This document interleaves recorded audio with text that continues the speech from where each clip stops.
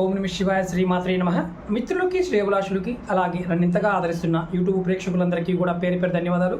మిత్రులారా, మీ అందరికీ పరాదేవత ఎల్లవెల్లలా మీతో ఉండి మీ మనోవాంఛ నెరవేర్చాలని మనస్ఫూర్తిగా కోరుకుంటున్నాను. రేపు పౌర్ణమి. చాలామంది మిత్రులు గురువుగారు పౌర్ణమి యొక్క శక్తి విశేషంగా మనం ఉపయోగించుకోవాలంటే ఏదైనా ఒక తేలికైన ఉపాయం చెప్పండి అని చాలామంది అడిగారు. ఈరోజు మీకు నేను అత్యంత తేలికైనది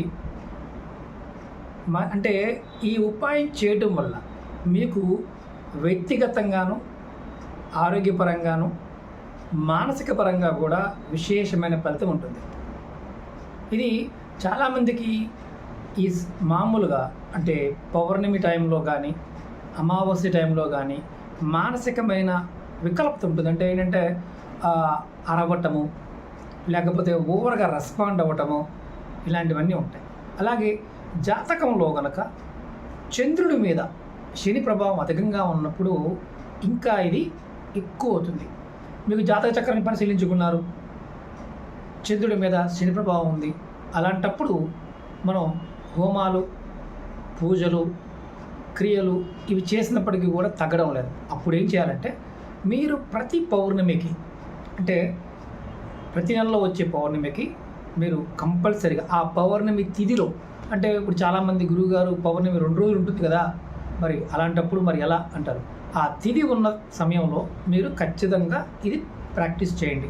ఏంటంటే రెగ్యులర్గా మీరు అంటే మనం స్నానం చేయడానికి ప్రిపేర్ అవుతూ ఉంటాం కదా ప్రతిరోజు.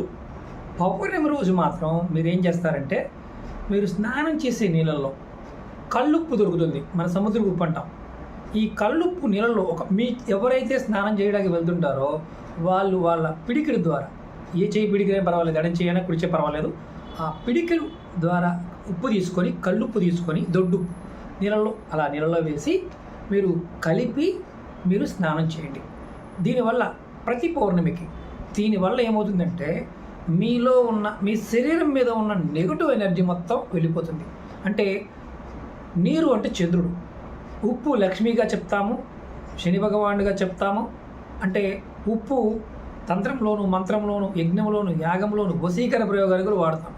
ఈ శరీరం మీద ఉన్న ఏదైతే మన 7 చక్రాల్లో కనుక శక్తి తగ్గినప్పుడు అంటే అది మూసుకుపోయినప్పుడు ఈ శరీరంతో మనం ఏ ప్రయత్నం చేసినా మనసుని ఎక్కువగా ప్రభావితం చేస్తుంది. అంటే అన్ని నెగిటివ్గా ఆలోచిస్తాం, తప్పుగా ఆలోచిస్తాం. ఆ తప్పుగా ఆలోచించి నిర్ణయాలు తప్పు తీసుకుంటాం. అందరు శత్రువులా కనిపిస్తారు. మనం ఏది చేయలేము అన్న ఒక నెగిటివ్ భావంలోకి వెళ్తాం. ఆ భావం కూడా తొలగిపోతుంది. ఇది ఆడవారైనా మగవారైనా చేయవచ్చు.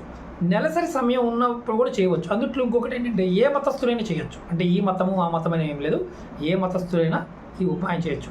అంటే స్నానం చేసే నీళ్ళలో మీ పిడికిడి ఉప్పు వేసుకొని మీరు కలుపుకొని ప్రతి పౌర్ణమికి చేయండి. మీ శరీరం మీద ఉన్న నెగిటివ్ అంతా పోతుంది. మరి ఇది ఒక పౌర్ణమికే చేయాలా అని అనుమానం కూడా ఉంటుంది. మీరు ఓపిక ఉంటే ప్రతిరోజు చేయవచ్చు, అది కూడా ఓపిక ఉంటే. లేదండి అంటే వారానికి ఒకసారి చేయండి. ఇలా చేస్తే మీ ఆరా డెవలప్ అవుతుంది. మీకు నకారాత్మక శక్తి తగ్గిపోయి మీకు పాజిటివ్ ఎనర్జీ పెరుగుతుంది. మీ ఆలోచన అంటే చంద్రబలం పెరుగుతుంది. మీ ఆలోచన బాగా పెరిగి మీరు అనుకున్న పనులన్నీ పూర్తవుతాయి. అలాగే నెక్స్ట్ వీడియోలో ఇంకోటి చెప్తాను. మీకు ఈ వీడియో నచ్చినట్లయితే లైక్ చేయండి. ఛానల్ని కొత్తగా చూసే మీద సబ్స్క్రైబ్ చేసుకోండి. 10 మంది మిత్రులకు షేర్ చేయండి. ఎందుకంటే పౌర్ణమి సమయంలో చేయాల్సింది కాబట్టి మీరు ఎంతమంది మిత్రులకు షేర్ చేయగలిగితే అంతమందికి ప్రయత్నం ఆ ఫలితాన్ని మీరు ఇవ్వగలిగిన వారు అవుతారు. ఓం నమ శివాయ శ్రీమాత్రే నమః.